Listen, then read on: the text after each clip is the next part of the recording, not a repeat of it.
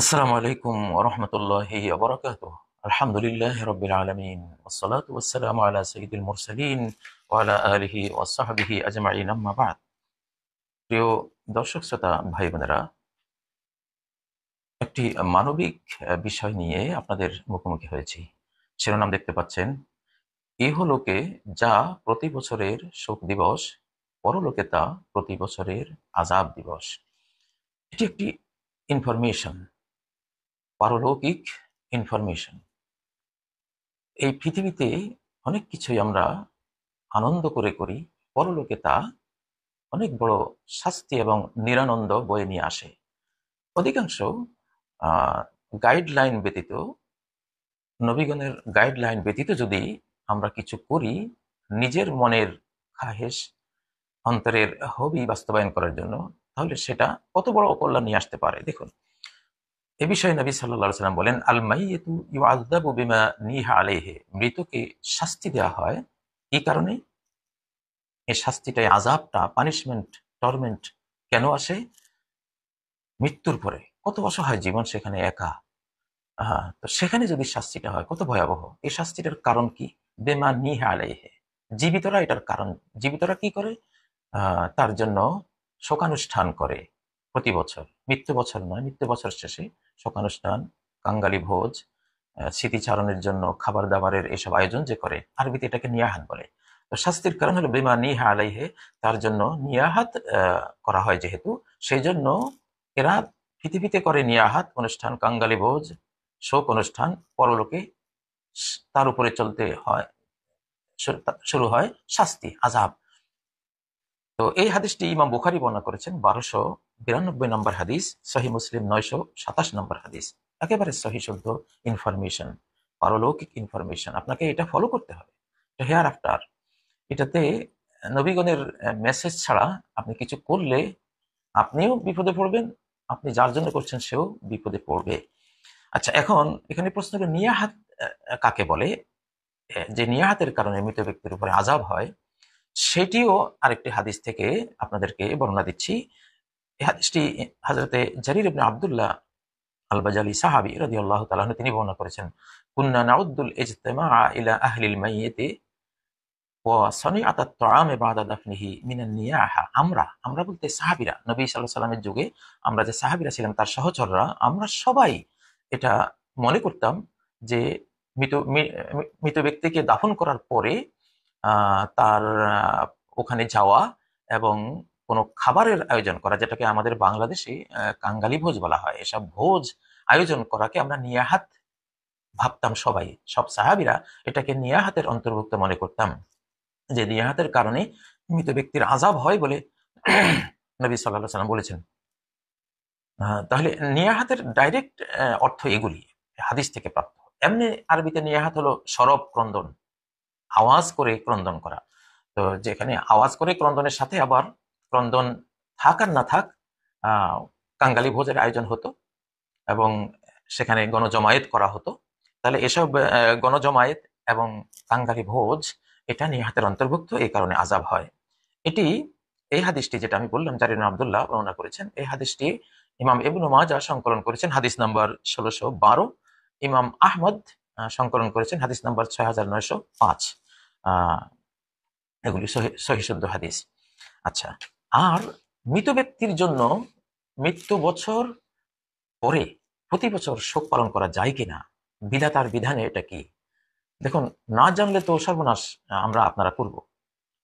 এখানে একটি সহিহ হাদিস রয়েছে, ইন্না লা ইয়াহিল্লু লিমরাআতিন তু'মিনু বিল্লাহি ওয়াল ইয়াউমিল আখির আন তুহিদ্দা আলা মাইয়িতিন ফাওকা থালাস ইল্লা আলা যাওজিন ফাইন্নাহা তুহিদ্দু আলাইহি আরবাআতা আশহুরিন ওয়া আশরা। অর্থাৎ, কোন নারীর জন্য এটা বৈধ নয় যে সে কোনো মৃত ব্যক্তির জন্য ৩ দিনের বেশি, মৃত্যু বছরে মৃত্যুদিন, পরের দিন, পরের দিন, এই ৩ দিনের বেশি সে কোনো শোক করবে, এটা বৈধ নয়, অবৈধ, ইলিগাল।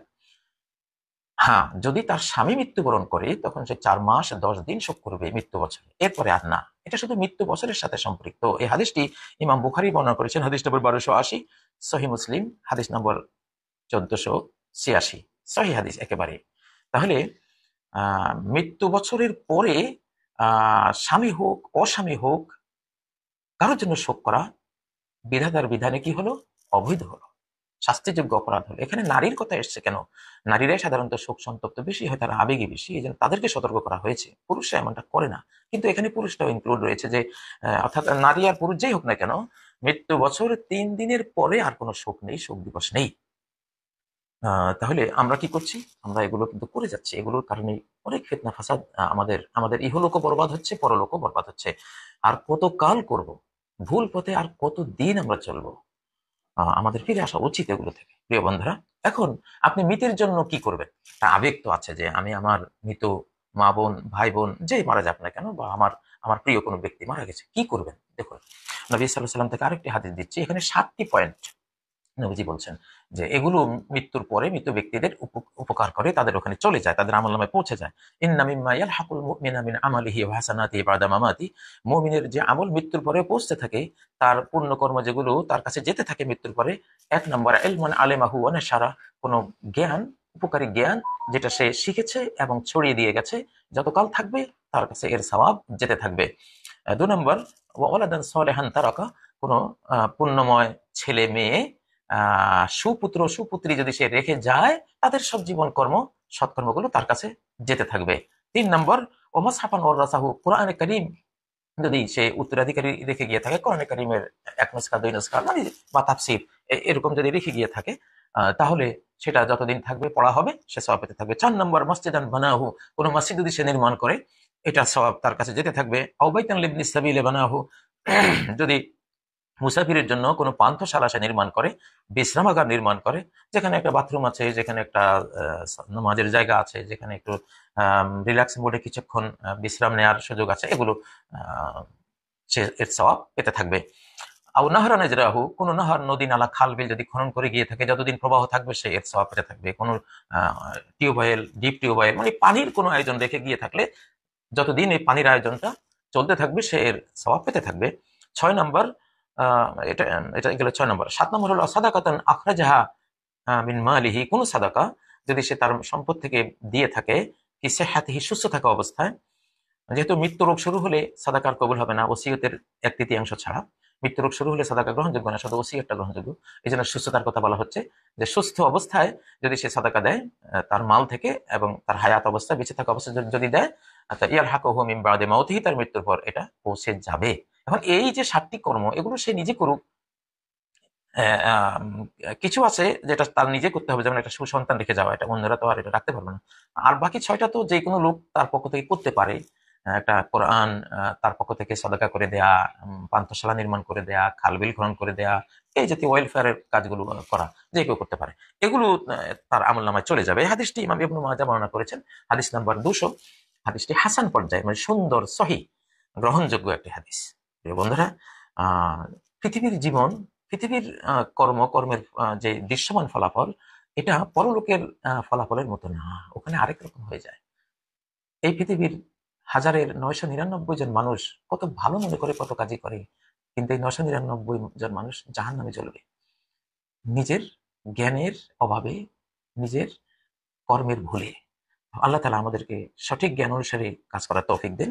সুবহানাকাল্লাহুম্মা ওয়া বিহামদিকা আশহাদু আল্লা ইলাহা ইল্লা আনতা আস্তাগফিরুকা ওয়া আতুবু ইলাইক। আসসালামু আলাইকুম ওয়া রাহমাতুল্লাহি ওয়া বারাকাতুহু।